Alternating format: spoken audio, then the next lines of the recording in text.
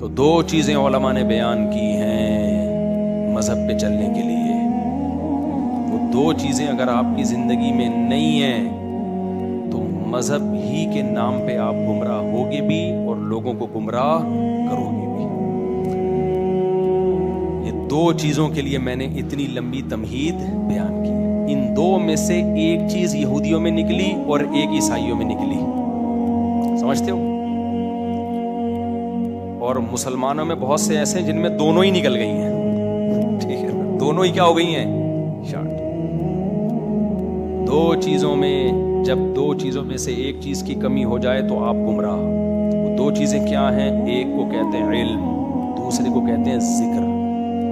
اللہ سے تعلق بھی کہہ سکتے ہیں، ذکر اللہ کی کثرت بھی کہہ سکتے ہیں، عبادت کی کثرت بھی. اللہ سے کتنا مضبوط ریلیشن ہے، مختلف تعبیرات ہیں، نتیجہ سب کا ایک ہی ہے.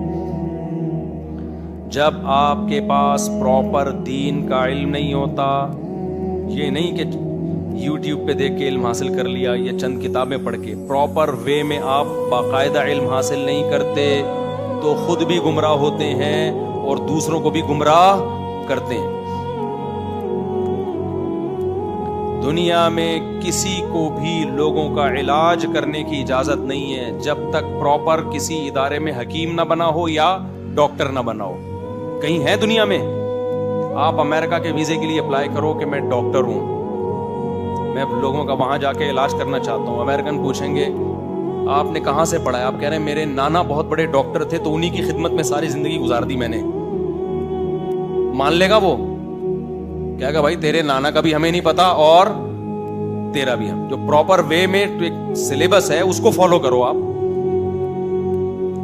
صرف ایک دین اور مذہب کو تماشا بنا لیا لوگوں نے، جو اٹھتا ہے مذہبی اسکالر بن کے گائیڈ کرنا. اور جب ان سے کہا جائے کہ تم نے کون سا سلیبس پڑھا ہے تو فوراً جواب دیتے ہیں کہ نبی کے دور میں کوئی سلیبس تھا ہے بھائی. کمال کی بات یہ کہ جب سلیبس نہیں تھا نا نبی کے دور میں، مرتب نہیں ہوا تھا. سلیبس اس وقت بھی تھا، ایک ہوتا ہے مرتب ہونا.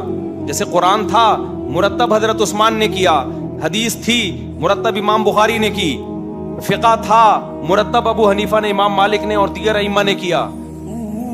سب چیزیں تھیں، مرتب نہیں تھا. لیکن کمال کی بات یہ ہے کہ جب نبی کے دور میں یہ مرتب نہیں تھا پھر بھی ہر ایک کو مذہبی اسکالر بننے کی اجازت نہیں تھی، ہر ایک کو فتویٰ دینے کی اجازت نہیں تھی.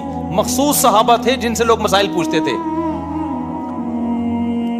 سمجھ میں آ رہی ہے بات کہ نہیں آ رہی؟ ہر ایک کو اجازت نہیں تھی. نبی دیکھتے تھے کہ جنہوں نے میری صحبت میں زیادہ ٹائم گزارا وہ حلال و حرام کا علم ہے، ان کو آپ صلی اللہ علیہ وسلم اتھارٹی دیتے تھے کہ یہ بتائیں گے لوگوں کو مسائل.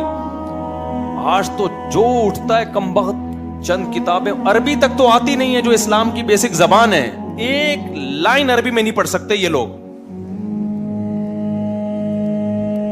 ایسے فتوے دے رہے ہیں، ایسے فتوے. تو جہاں علم کی کمی ہوگی وہاں مذہبی اسکالر تو آئیں گے لیکن لوگوں کو سیدھا راستہ دکھانے کے بجائے کیا کریں گے؟